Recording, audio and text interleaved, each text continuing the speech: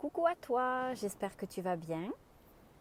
Aujourd'hui, je suis de retour avec une enquête sur le sujet des drogues parce que d'une part, elle m'a été demandée beaucoup de fois et ensuite pour creuser un petit peu plus l'enquête que j'ai faite à l'époque où j'étais en binôme avec Raymond.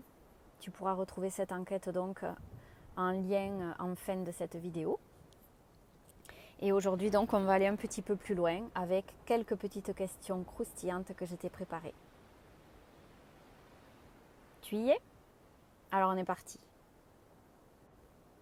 Alors pour commencer, j'ai une petite question qui m'a semblé très pertinente pour ouvrir le bal. Dans ce champ où tout est vivant, que représente le mot drogue ? La première réponse qui me vient, c'est l'anesthésie. C'est un peu comme si le vivant était étouffé par un couvercle que l'on met par-dessus ce qui vit, ce qui s'expanse, justement pour endormir, pour mettre en stand-by. Un petit peu comme si on était en état de flottement. Voilà. Donc la conscience est comme écrasée sous ce couvercle qu'on met par-dessus. Ça, c'est ce que moi je perçois. De ce point de vue-là, on pourrait se demander qu'est-ce que ce mot drogue ouvre et qu'est-ce qu'il cache.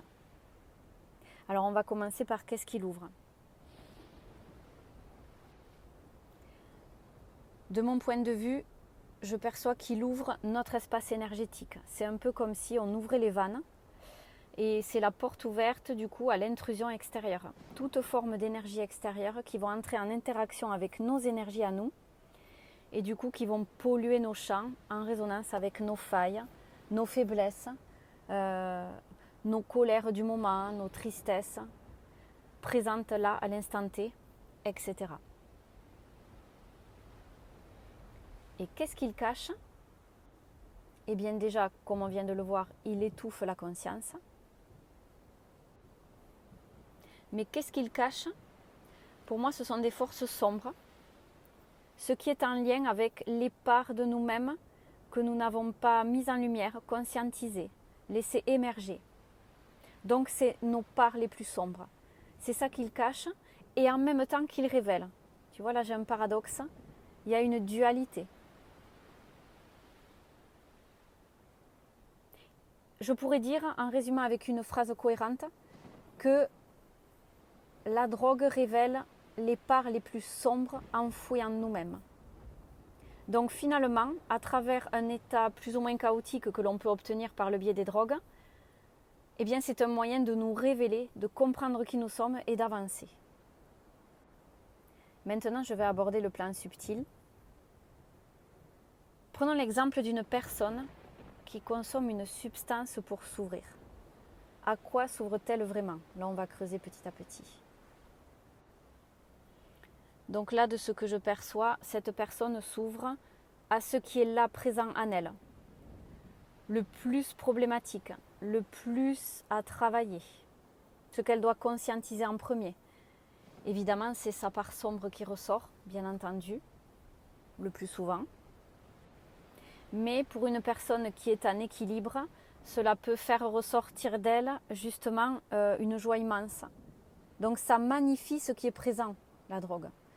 Ça magnifie ou justement ça fait éclater soit l'un soit l'autre. Ça fait éclater dans le sens de la faille finalement qui s'ouvre et c'est une fissure immense comme s'il y avait un tremblement de terre. Voilà, c'est ça que j'ai. Soit ça magnifie, soit justement ça fracture encore plus. Et comme la plupart d'entre nous, bien sûr, nous avons des failles à conscientiser, la plupart du temps, ça fait ressortir ces parts sombres justement sur lesquelles nous devons travailler. Et ce pourquoi nous sommes ici finalement. Mais ça révèle dans tous les cas ce qui est présent. Ça ouvre le champ là-dessus en nous. Maintenant, qu'est-ce qui se passe énergétiquement quand on quitte son corps de manière forcée? Allons encore plus loin. Alors ce qui se passe, je vois qu'il y a une dissociation, c'est-à-dire qu'une petite part subtile de la personne s'évapore, s'éloigne de la conscience. Donc c'est bien là la dissociation. Et cette part, elle est très transparente, très translucide, elle est très fragile aussi. Et du coup, c'est un peu comme si on était dans un état de léthargie, puisqu'on n'est plus tout à fait connecté à nous-mêmes. Justement, on se sent ailleurs, désaligné, comme dans un rêve. Et c'est cet état-là, justement, que la plupart des personnes recherchent. Parce qu'elles sont plus connectées à qui elles sont réellement, à leur souffrance intérieure, à ce qui se joue en elles.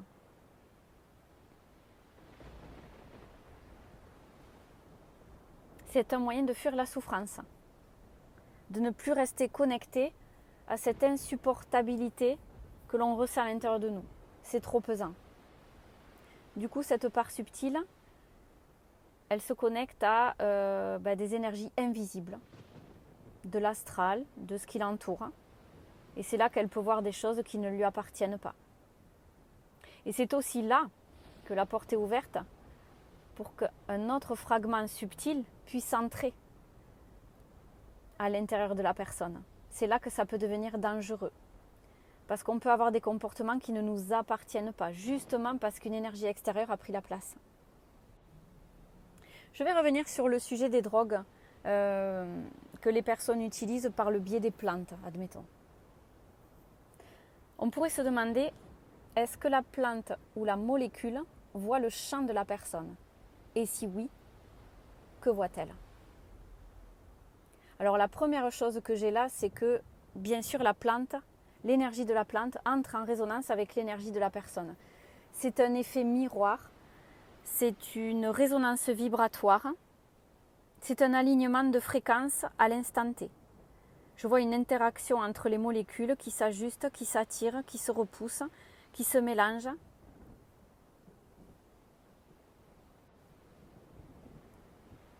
Donc on pourrait dire que la molécule ou la plante capte le champ de la personne, bien sûr.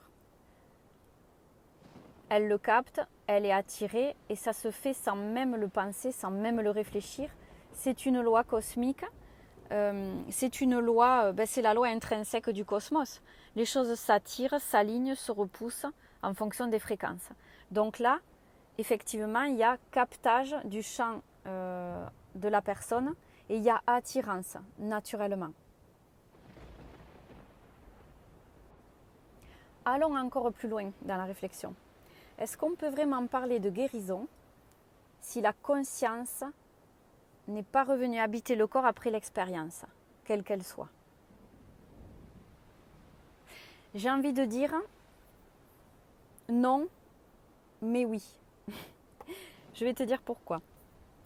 Alors, si la conscience n'est pas à nouveau habitée, et elle n'est pas à nouveau intégrée dans le corps, je prends le temps pour bien trouver les mots de ce que je perçois. Il n'y a pas guérison. Pour moi, il y a maintien de dissociation et il y a flou artistique encore pour la personne. Par contre, si ce type d'expérience se répète et permet à la personne de se reconnecter, de réhabiter son corps et de réintégrer sa conscience, puisque une part subtile d'elle s'est éloignée transitoirement, dans ce cas-là où ça va lui permettre de se reconnecter entièrement, ça peut être une guérison. Tout dépend de ce qui ressort des expériences. Maintenant, j'ai envie de t'amener encore un peu plus loin. Qu'est-ce qui rend l'expérience sacrée ou destructrice? Est-ce que c'est la substance ou plutôt le terrain intérieur? Qu'en penses-tu, toi?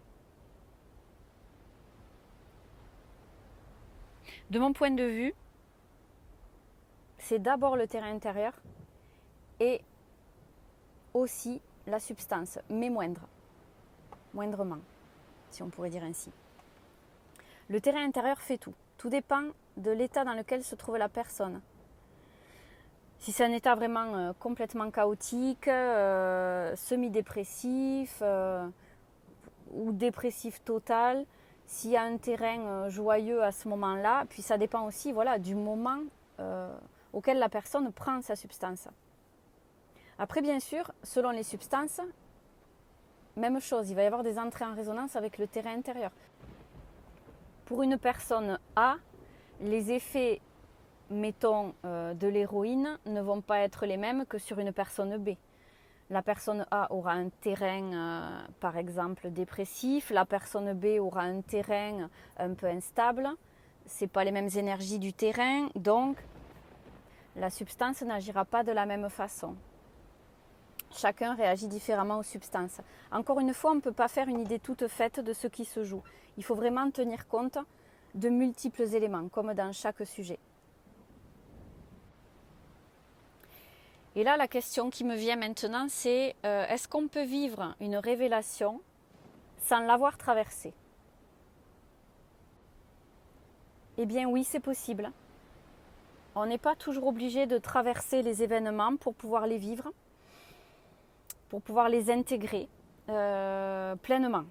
Donc en fait, ça peut être un état latent qui attendait juste d'être définitivement magnifié, on pourrait dire, révélé. C'était un état intérieur qui ne demandait qu'à ce qu'on appuie sur Start. Et finalement, la prise de la substance peut jouer l'effet final pour l'émergence de cette révélation, qui était là déjà en attente depuis un moment, qui avait eu le temps de mûrir et d'être prête à ressortir, à ressurgir.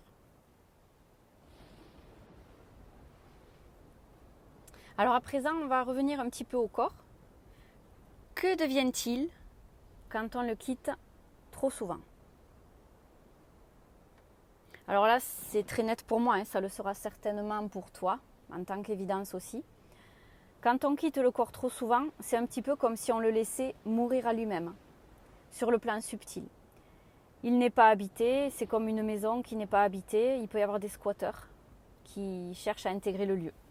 C'est la même chose pour le corps, donc des énergies extérieures qui vont l'intégrer de plus en plus, possiblement, c'est un risque énorme, bien sûr, et du coup la personne peut se comporter d'une façon qui n'est plus la sienne, être dans l'interférence extérieure de plus en plus, se perdre toujours plus, s'éteindre de l'intérieur, jusqu'à ce que les forces extérieures aient suffisamment intégré le corps, se soient suffisamment développées pour que la personne soit complètement déconnectée de qui elle est.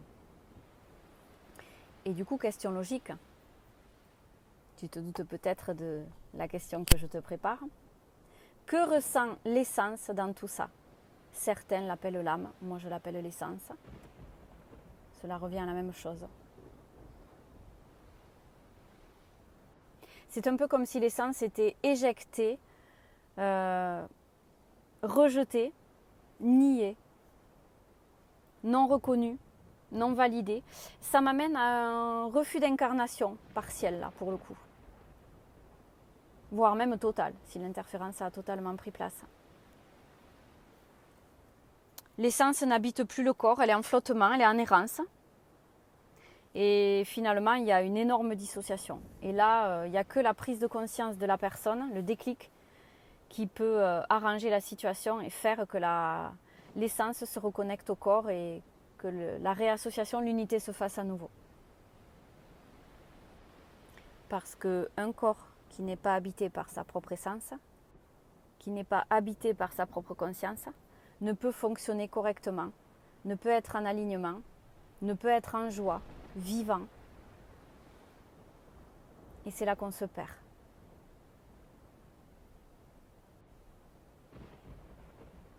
Voilà pour la première partie du sujet des drogues. Dis-moi en commentaire si ça t'a plu, si tu as trouvé mes questions pertinentes que j'avais préparées tranquillement.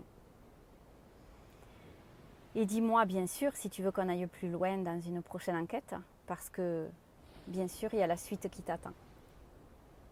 Je t'invite à voter pour que je puisse te préparer tout ça aux petits oignons. En attendant, je te remercie pour ton écoute, ta confiance. Je te souhaite une très belle continuation en attendant d'avoir le plaisir de te retrouver. Et si tu désires un accompagnement en ma compagnie, un accompagnement en conscience, une enquête privée, que sais-je encore, n'hésite pas à me contacter. J'ai plein d'offres à te proposer. plein de choses qui pourraient te passionner. Mais je t'en dis pas plus. Je te laisse juste mon adresse mail. Entre ciel et terre, ether31@gmail.com. Alors, à très vite. Je t'embrasse. Au revoir.